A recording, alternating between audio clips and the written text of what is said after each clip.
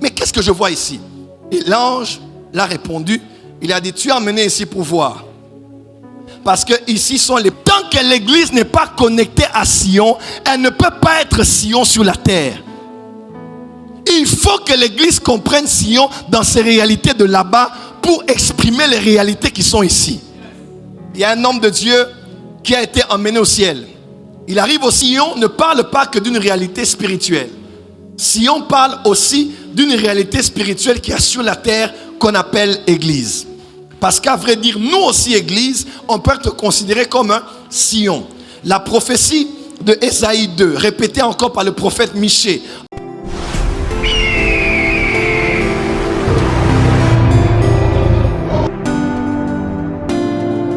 Dites avec moi Sion.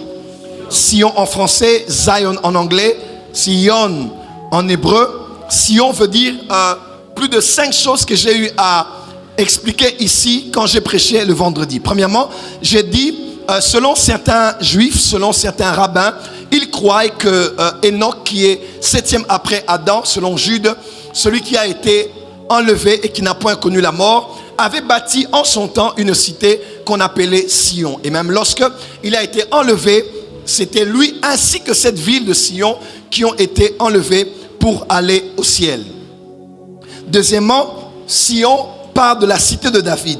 2 Samuel 5,7, lorsqu'il a la victoire sur cette contrée des Jébusiens, il fait de ce lieu sa forteresse et on appelle cela dorénavant la cité de David qu'on appelle aussi Sion.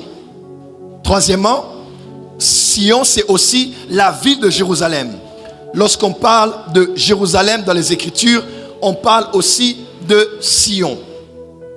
Quatrièmement, le royaume de Juda parle aussi de Sion. Les enfants d'Israël, vous allez voir ça dans les psaumes, nous connaissons au bord des rivières de Babylone, souvent chantés par les Rastamènes. Ils parlent qu'on les incitait de chanter les cantiques de Sion. Alors comment pouvaient-ils chanter les cantiques de Sion sur une terre étrangère? Et ce peuple-là n'était pas le peuple d'Israël entièrement. C'était le royaume du sud qu'on appelait aussi Juda, qui avait pour capitale Jérusalem. Le royaume du nord s'appelait Israël, Amen, s'appelait Israël et avait pour capitale la Samarie. C'est là au-dessus qu'il y avait les Akab et les prophètes comme Élie et Élisée. Mais au royaume du sud, c'est là où il y avait le temple de Jérusalem. Et c'est le royaume du sud, après le schisme de... Vous connaissez l'histoire de Roboam et Jéroboam, qu'on a appelé le royaume de Juda. Et c'est là aussi qu'on appelait cette contrée, on l'appelait aussi Sion. Cinquièmement, Sion parle aussi de la nation d'Israël. Le sionisme est né juste avant que la nation d'Israël soit née. Et lorsqu'elle est née, quand on parle d'Israël, on parle aussi de Sion. Nous avons été en Israël au mois d'octobre de l'année dernière. Et quand on était en Israël, vous allez voir dans plusieurs endroits, on vous parle de bienvenue à Sion, à Sion, à Sion. Parce que Sion, ce n'est pas que le royaume de Juda, comme à l'époque, mais... ou bien la ville de Jérusalem, mais Sion parle aussi entièrement de la nation d'Israël. Sion parle aussi de la montagne de Sion. C'est une montagne qui est au niveau de Jérusalem. C'est exactement là où David avait établi ce qu'on appelle la cité de David. Quand vous êtes sur la montagne des Oliviers, vous voyez Gethsemane en bas, vous voyez le cimetière, vous voyez la porte dorée, vous voyez la ville de Jérusalem, parce que la montagne de Sion, la montagne des Oliviers, Jésus prêchait à Jérusalem, des fois, il venait dormir là, il passait la nuit là, au mont des Oliviers. Et même quand Jésus reviendra, il posera les pieds sur la montagne des Oliviers. Il va descendre et il va passer par la porte qui est fermée, qu'on appelle la porte dorée. Et juste de l'autre côté, il y a la mosquée des musulmans, et c'est exactement le lieu qu'on appelle Morija. Et un peu au niveau de la gauche, quand vous êtes sur la montagne des Oliviers, il y a aussi une montagne qu'on appelle la montagne de Sion. Et c'est là qu'était la cité de David. On est même allé visiter la tombe du roi David. Il y avait beaucoup de choses qui ont entré à David dans ce lieu. C'est ce lieu-là que David avait conquis et qu'on appelle aussi la montagne de Sion. Et pour terminer, je vous ai dit ici que Sion, au-delà d'une réalité physique, géographique, Sion est aussi une réalité spirituelle. Et Hébreux 12 nous a dit, nous ne nous sommes pas approchés de la montagne de Sinaï, mais de la montagne de de Sion, de la montagne de Sion, et on nous donne une grande description, parmi lesquelles la montagne de Sion, la cité du Dieu vivant, la Jérusalem céleste. En d'autres termes, quand on parle de Sion, on ne parle pas que des réalités terrestres, mais on parle aussi des réalités célestes. La Jérusalem qui est en haut, ou bien qu'on appelle aussi le troisième ciel. Mais pour terminer, Sion ne parle pas que d'une réalité spirituelle. Sion parle aussi d'une réalité spirituelle qui est sur la terre, qu'on appelle Église. Parce qu'à vrai dire, nous aussi, Église, on peut être considéré comme un Sion. La prophétie de Ésaïe 2, répétée encore par le prophète Michée en son temps, a annoncé que les temps allaient venir où la montagne de la maison de l'Éternel sera élevée au-dessus de toutes les montagnes. Et on parle de la montagne de Sion. Et on donne des descriptions de comment, sur la montagne de Sion, le règne de l'Éternel va se manifester sur toute la terre. Et nous croyons comme Église que ce n'est pas seulement Israël, mais l'Église est aussi sur la terre Sion.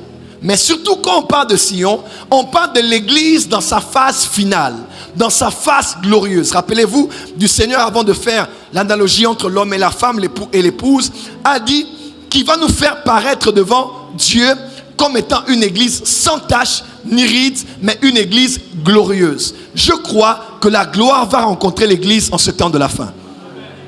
Je disais, je crois que la gloire va rencontrer l'église en ce temps de la fin.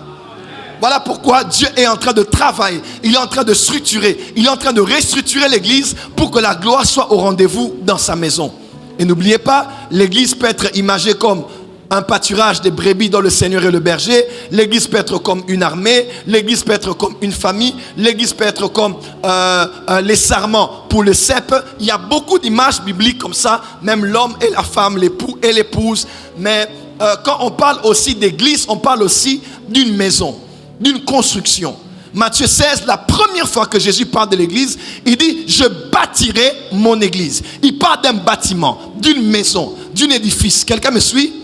Et si vous regardez bien, dans l'Ancien Testament, lorsque Moïse a vu le tabernacle au ciel, et on lui a dit, bâtis selon le modèle que tu as vu au ciel.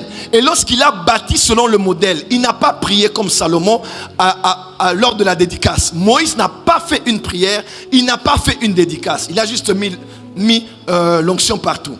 Quand il a fini de construire, il est écrit que la gloire de Dieu est descendue et la gloire est entrée dans le tabernacle. Pourquoi? Parce que lorsqu'on respecte la structure, on invite la gloire.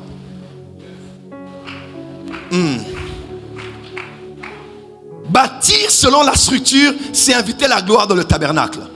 Pas de structure, pas de gloire. Je répète, pas de structure, pas de gloire. Pas de structure, pas de gloire. Et en ce temps de la fin, le Saint-Esprit par son œuvre sur la terre, est en train de restructurer l'église, de réformer l'église. Lorsque la structure apostolique sera respectée, alors la gloire va revenir dans l'église. Et nous allons être une église glorieuse, parce que la structure invite la gloire. Apôtre Arnold, voilà pourquoi il faut que les apôtres fassent leur travail, il faut que les prophètes fassent leur travail. Lorsque les 5 ministères, les 5 dons travaillent comme il faut, lorsque l'église est organisée à la manière et la pensée de Christ, la gloire sera inévitable et viendra parmi nous. Même dans le foyer, dans le mariage, dans les entreprises ou dans tout autre domaine, quand la structure est établie et elle est respectée, la gloire est inévitable. Dis à ton voisin, tu dois être structuré. Parce que la structure invite la gloire. Amen.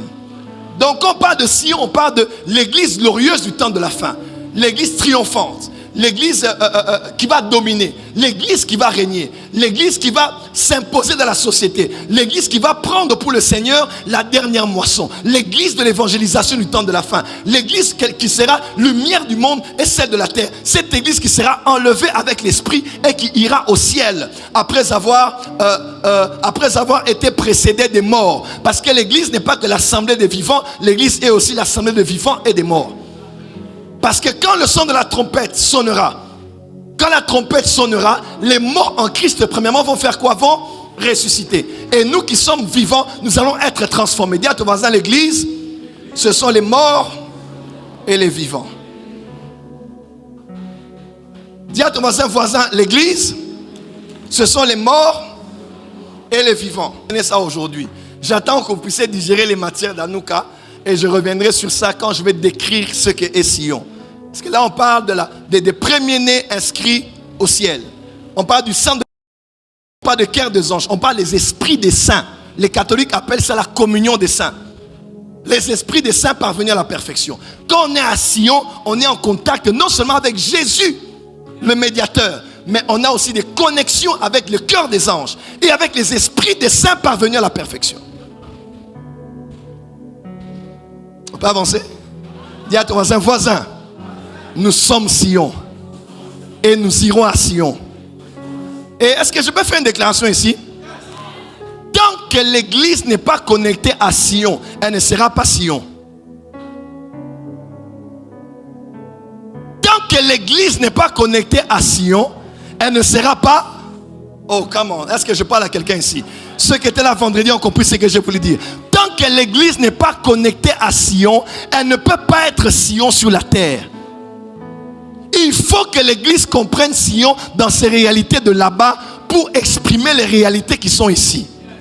Il y a un homme de Dieu qui a été emmené au ciel. Il arrive au ciel, un ange l'emmène dans plusieurs compartiments. Il arrive à Sion et on fait entrer cet homme de Dieu dans une grande salle. Il entre dans la salle, il était troublé par la vision qu'il avait.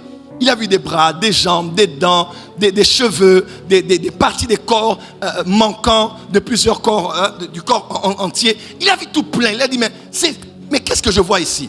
Et l'ange l'a répondu. Il a dit, tu es emmené ici pour voir. Parce que ici sont les parties des corps manquants qu'il y a sur la terre. Donc sur la terre, quelqu'un manque un membre. Les membres là manquants sont ici. Mais toi, tu es appelé à un ministère de puissance et de guérison. Et tu as été emmené ici pour que tu sois parmi ceux qui sont choisis par Dieu, pour prendre les membres qui sont au ciel et les emmener ici sur la terre. Et cet homme de Dieu a un ministère en Amérique du Sud. Quand tu as une jambe courte, il te touche, la jambe va pousser. Pourquoi? Parce qu'il est devenu agent de transit. Que la volonté qui est faite d'aller se fasse aussi. Le temps est arrivé où Dieu te connectera à Sion. Je dis, Dieu te connectera à Sion.